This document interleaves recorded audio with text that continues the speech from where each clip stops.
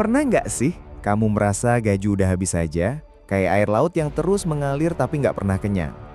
Atau lebih parah lagi, uang yang seharusnya jadi pelayan setia yang membantu hidupmu, malah jadi bos yang ngatur dan mengendalikan langkahmu setiap hari? Hati-hati, bisa jadi kamu lagi melakukan 5 kesalahan besar dalam pengelolaan uang yang bikin hidupmu kayak boneka yang dikontrol tali. Jangan tunggu sampai kehabisan tenaga dan harapan. Kalau kayak gitu, kamu cuma jadi penonton dalam hidupmu sendiri. Ini saatnya bangkit, saatnya sadar bahwa kamu punya kendali penuh atas keuanganmu. Kalau enggak, uang bakal terus mengatur, bukan kamu yang mengatur uang. Yuk, kita kulik satu persatu, cari tahu di mana letak jebakan-jebakan itu, dan mulai ubah cara kamu mengelola uang. Jangan biarkan hidupmu cuma jadi bayang-bayang keuangan yang gak jelas arahnya. Saatnya jadi master keuangan yang tahu kapan harus menabung, berinvestasi, dan menikmati hasil kerja kerasmu. Ingat, perubahan besar dimulai dari langkah kecil.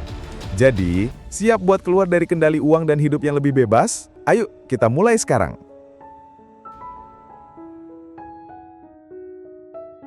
Kesalahan 1. Gaya hidup income goes up, spending goes up. Bayangin nih, begitu gaji kamu naik sedikit, langsung deh muncul keinginan buat upgrade gaya hidup. Makan di restoran mahal, beli gadget terbaru yang lagi hype, pindah ke kosan yang lebih keren, dan bikin iri tetangga. Rasanya kayak, wah, ini saatnya tampil lebih mewah, lebih keren. Tapi tunggu dulu, apakah kamu sadar? Naiknya penghasilan itu bukan jaminan kamu otomatis jadi kaya. Malah, kalau pengeluarannya nggak dikontrol, yang ada utangmu makin nambah, beban hidup makin berat, dan akhirnya kamu cuma jadi budak dari uang sendiri. Kenapa bisa begitu? Karena banyak orang berpikir gaji naik, ya harus keluarin uang lebih banyak juga. Padahal itu salah besar. Naik penghasilan harusnya jadi peluang buat menguatkan posisi keuanganmu, bukan malah bikin hidup lebih konsumtif. Kalau mau tetap keren tanpa takut kejebak utang, begini caranya. Alokasikan kenaikan gaji untuk investasi dan dana darurat dulu. Jangan langsung habiskan semua, sisihkan minimal 20-30% buat masa depan. Bayangin, setiap bulan uang itu bekerja buat kamu, bukan buat belanja tanpa batas. Hidup sesuai budget, bukan sesuai gaji. Buat batasan pengeluaran yang realistis dan disiplin. Kalau sebelumnya kamu biasa makan di resto mahal, coba alihkan ke makan di tempat yang tetap enak tapi lebih murah. Kalau dulu suka beli gadget baru tiap kali keluar model terbaru, mulai belajar tahan diri. Ingat, kaya itu bukan banyak penghasilan, tapi banyak aset dan minim utang. Jangan bangga cuma karena gaji besar, tapi utang dan pengeluaran gak terkendali. Lebih baik kecil-kecil, tapi konsisten menabung dan berinvestasi. Dengan begitu, kamu gak cuma terlihat keren di Instagram, tapi juga punya pondasi keuangan yang kokoh. Jadi, jangan biarkan penghasilanmu jadi alat untuk mengelola gaya hidup yang gak sehat. Kendalikan uangmu, bukan sebaliknya. Kalau kamu mau hidup tenang, bebas dari tekanan utang dan punya masa depan cerah, mulai sekarang ubah cara pikir dan cara pengelolaan uang kamu. Ingat, kaya itu bukan soal berapa banyak yang kamu hasilkan, tapi berapa banyak yang bisa kamu simpan dan kembangkan.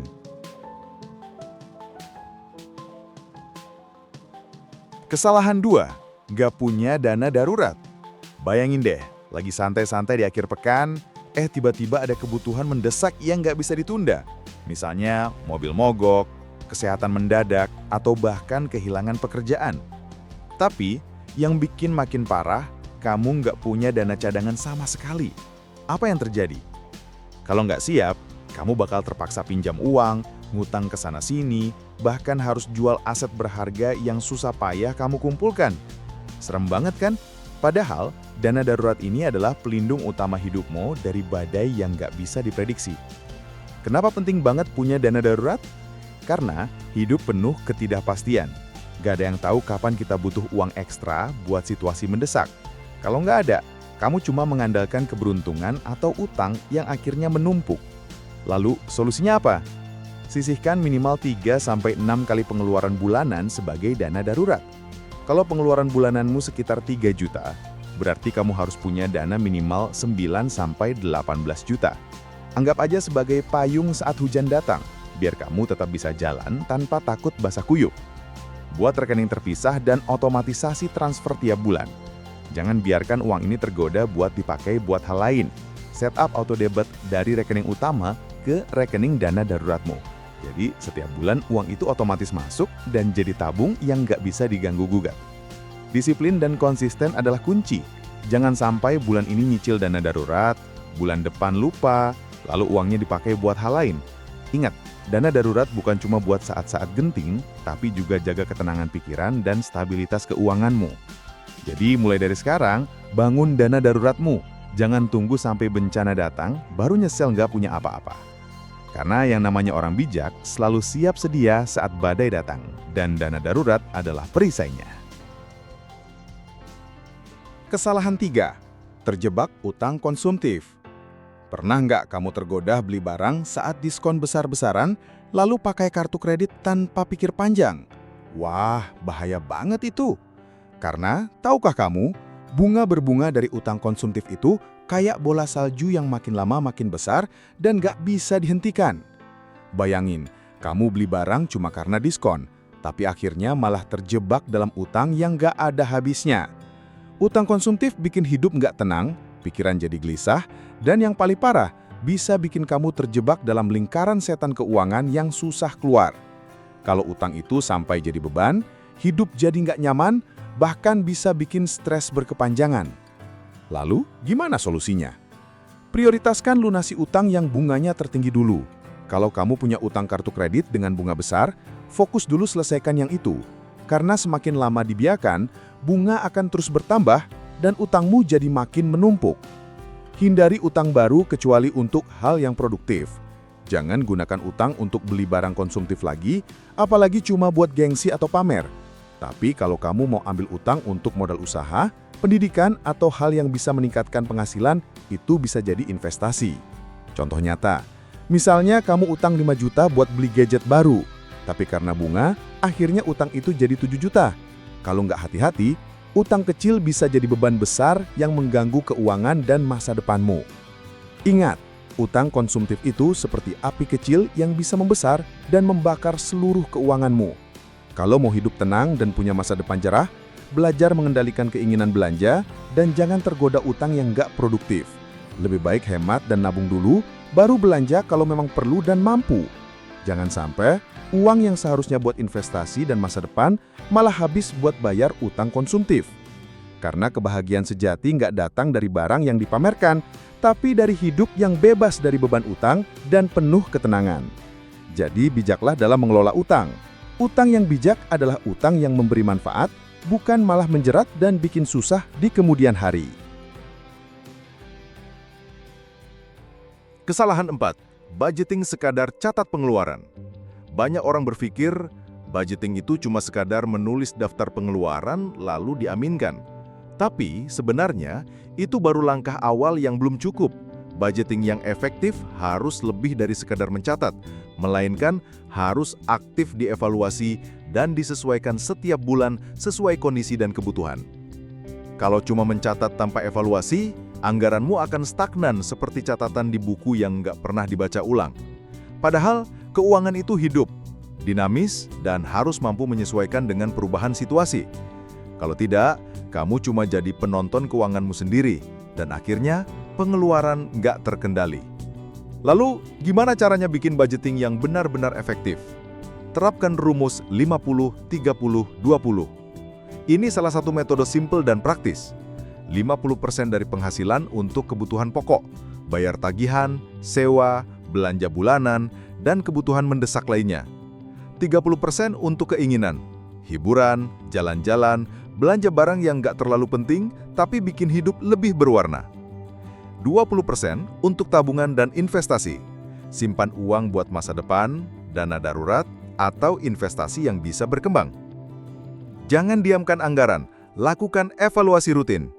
Misalnya bulan ini kamu terlalu banyak keluar uang buat hiburan karena event seru sehingga pengeluaran melebihi 30%.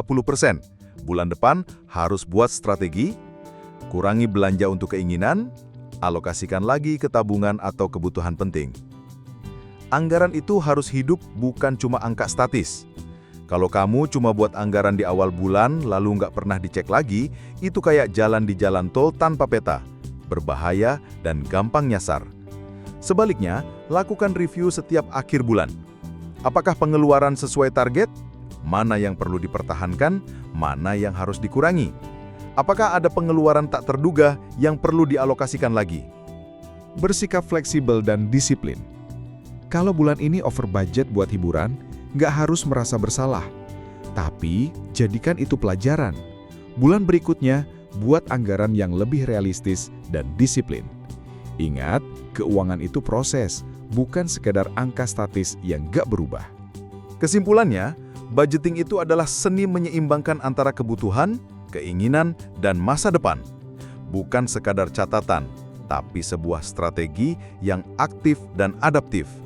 Dengan melakukan evaluasi dan penyesuaian secara rutin, kamu akan mampu mengendalikan keuangan dengan lebih baik dan hidup lebih tenang tanpa rasa takut kehabisan uang di tengah jalan. Jadi, yuk mulai dari sekarang, buat anggaran yang hidup dan dinamis. Jangan biarkan keuanganmu jadi statis seperti catatan yang terlupakan di pojok meja. Sebaliknya, jadikan anggaran itu sebagai peta jalan menuju kehidupan finansial yang sehat dan bahagia. Kesalahan 5. Investasi sama dengan nanti aja. Seringkali kita berpikir, nanti saja mulai investasi, kan uangnya belum cukup banyak. Atau masih harus nunggu punya penghasilan besar dulu. Wah, ini sebenarnya jebakan yang cukup berbahaya. Karena kenyataannya, menunda-nunda investasi sama saja dengan membiarkan uang kita tergerus oleh waktu dan inflasi. Ingat, inflasi itu nggak pernah nunggu kita jadi kaya dulu. Setiap tahun, nilai uang kita bisa menyusut, dan kalau kita nggak mulai dari sekarang, artinya kita membiarkan kekayaan kita hilang secara perlahan. Kalau kita menunggu punya banyak uang dulu baru mau investasi, bisa-bisa waktu itu sudah terlambat. Mulai sekarang, jangan tunggu besar. Langkah kecil tapi konsisten bisa sangat berarti. Sisihkan minimal Rp100.000 per bulan buat investasi. Kamu bisa mulai dari reksadana, emas, atau instrumen investasi lain yang sesuai dengan kemampuanmu. Jangan remehkan jumlah kecil, karena yang terpenting adalah konsistensi dan disiplin. Lama-kelamaan, jumlah ini akan bertambah dan berkembang. Kenapa harus mulai sekarang? Waktu adalah sahabat terbaik investasi. Semakin awal kamu mulai, semakin banyak waktu uangmu bekerja untukmu. Waktu memungkinkan uangmu tumbuh melalui bunga, dividen, dan kenaikan nilai aset. Bayangkan, uang yang diinvestasikan sejak dini akan menghasilkan keuntungan yang terus bertambah seiring waktu. Semakin lama dibiarkan, semakin besar pula hasilnya. Contoh sederhana, misalnya kamu mulai investasi Rp100.000 per bulan sejak usia 25 tahun. Dengan asumsi return 10% per tahun. Dalam 20 tahun, uangmu bisa berkembang menjadi lebih dari Rp50 juta. Tapi, jika menunggu sampai usia 35 tahun, hasilnya bisa jauh lebih kecil. Karena waktu yang hilang. Jadi jangan tunggu sampai punya banyak uang dulu. Mulai dari sekarang, walau hanya sedikit, tapi rutin dan konsisten. Karena investasi yang dimulai dari kecil, tapi disiplin, akan membuahkan hasil besar di masa depan. Ingat, keberhasilan finansial bukan tentang seberapa besar uang yang kamu punya sekarang, tapi tentang seberapa cepat dan konsisten kamu mulai menabung dan berinvestasi. Jadi yuk, ubah mindsetmu. Jangan lagi bilang nanti aja, tapi katakan, sekarang saatnya mulai, walau kecil, yang penting konsisten. Karena perjalanan 1000 langkah dimulai dari 1 langkah kecil. Jangan menunggu kaya dulu untuk mulai investasi, karena waktu dan konsistensi adalah kunci utama keberhasilanmu.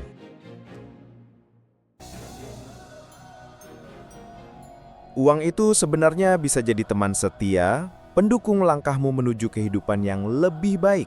Tapi, di sisi lain, uang juga bisa jadi musuh yang menjerat jika kita nggak pandai mengelolanya.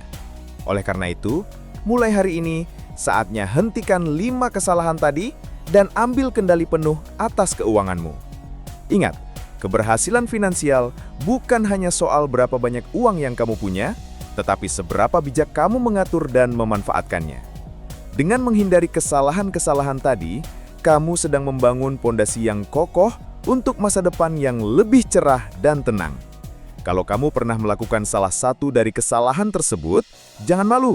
Komentar "jago kelola" di bawah ini, dan mari kita sama-sama belajar dan bertumbuh. Kamu nggak sendiri, setiap orang pasti pernah salah.